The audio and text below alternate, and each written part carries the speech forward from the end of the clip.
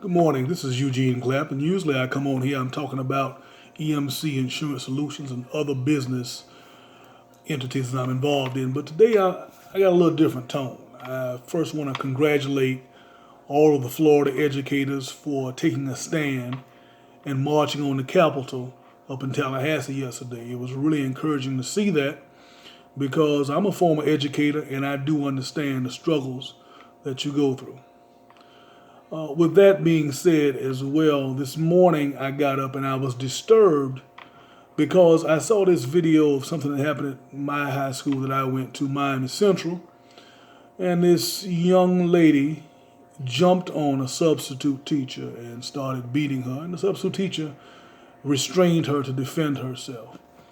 And I got to thinking about everything that I've been hearing on these radio shows, and I've been seeing posted, and things that I also hear from the general public as it pertains to teachers and what teachers deserve and what they do and what they don't do and what the principals ain't doing and what the school board's not doing.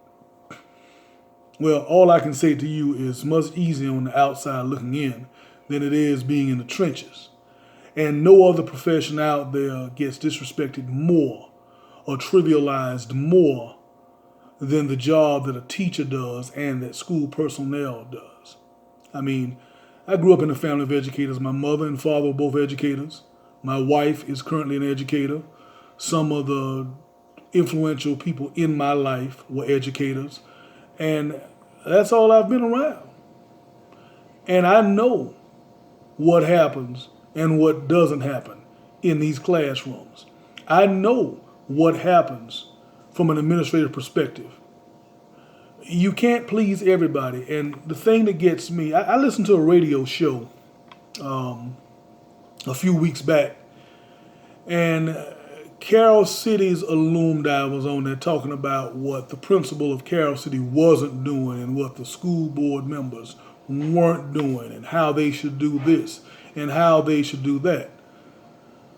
Well, I got to tell you, you don't know. You don't have any idea what goes on in these schools from the elementary levels to the middle school levels to the high school levels. You don't really have an idea of the struggles that these school personnel face on a day-to-day basis. I worry about my wife every day when she goes out of here, and even though she's in elementary school, the parents and the students a lot of times don't feel like the teachers have any rights. It's almost like they're subhuman and they can do anything that they want to them, and they're supposed to take these punches in the gut and still smile. Well, you think about your job you have. You think about if somebody came on your job and wanted to fight you and hit on you, or they want to come in and do harm to you, and you get in trouble if you defend yourself. Would you be on that job a long time?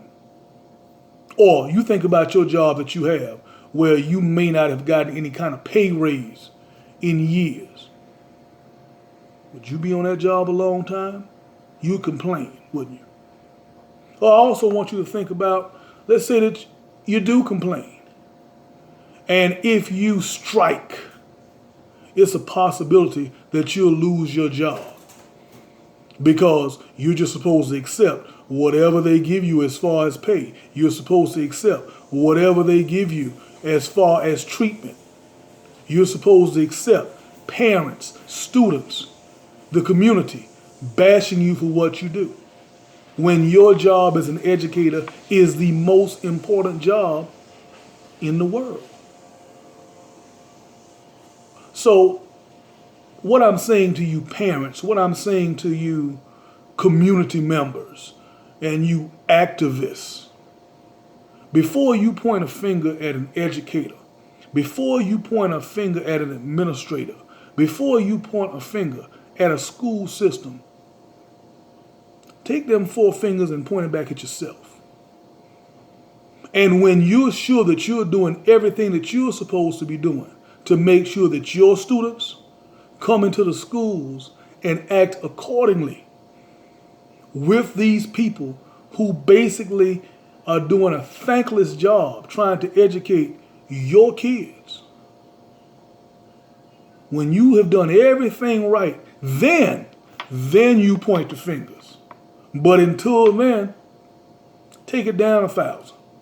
Let these teachers do their job. Let these principals do their job. Because, see, their hands are tied. They can't do what you want them to do. There's protocols that have to be followed. And you getting butthurt because somebody's not listening to you ain't protocol. Get off your high horse. Stop thinking you're that important. You're not. Yeah, I can say it because I'm not in the school. Hell, if I was in the schools, I'd still say it. You think you can do a teacher's job. You think you can do an administrator's job. You think you can do a school support staff job. I'm here to tell you, you can't. It's one of the most difficult jobs out there. I hear, oh, you all only work 10 months. Oh, you all get off early. Yeah, I heard that when I was teaching. You should see how these teachers look when they walk in after dealing with your badass kids. They're spent. They're stressed because they're not getting support a lot of times from you at home. All you want to do is go ahead and complain about what the teachers and what the administrative staff don't do. Hell, what about what you don't do with your kids? Look here, people. Get it together. Make sure your students are right. Make sure your kids know how to have at least the basic respect for authority when they come in these schools. Hell, maybe you need to work on yourself. Maybe you need to learn how to have the basic respect when you walk in these schools before you criticize and bash. Because no teacher should have to go to school and fear for their safety. No substitute teacher, no support staff, no lunch staff, no custodial staff, no school personnel should have to fear for their safety when they walk in these schools. So you chew on that before you start to bash or criticize what's going on in the educational field. You have a good day.